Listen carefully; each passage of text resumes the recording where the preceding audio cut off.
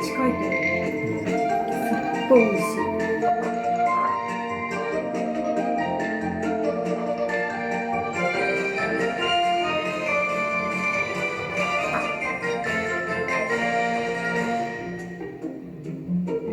1回で食べきることはなさそうだし、コスパはいいかも。うん。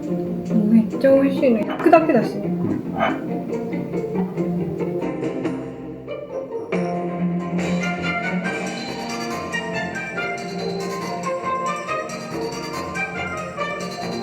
美味しい。ミルクティーも美味しいし、タピオカも小粒だけど美味しいもともと。あ、美味しい。量も結構入ってる。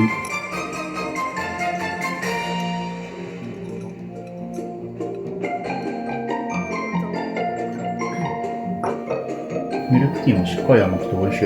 ミルクティー美味しいよ。このミルクティー美味しいよ。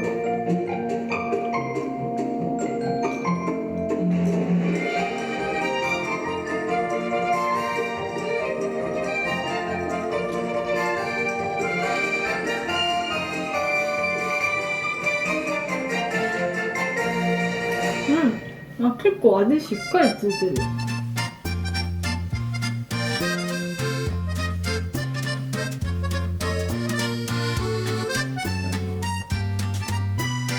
美味しいよね。味付けが美味しいかも。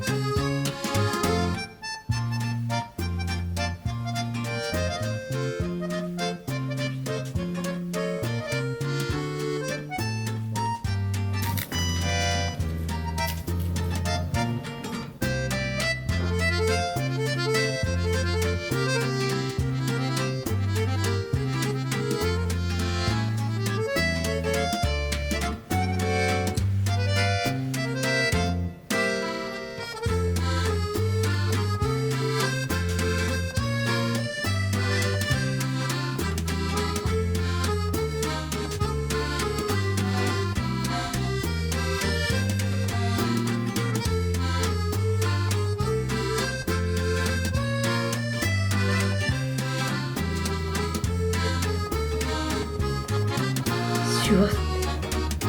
そうだね。うん、ふわっシュワって感じ。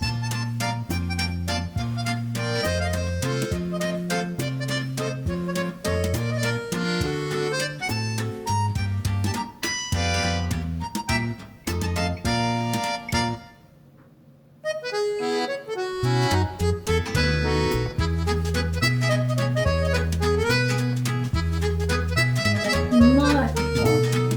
美味しいよ。台湾で食べられなかったから。これだけ食べてないから、現地との差までは分かんないんだけど。美味しい。フルーツケーキって感じかな。日本のカステラとはやっぱ全然違うね。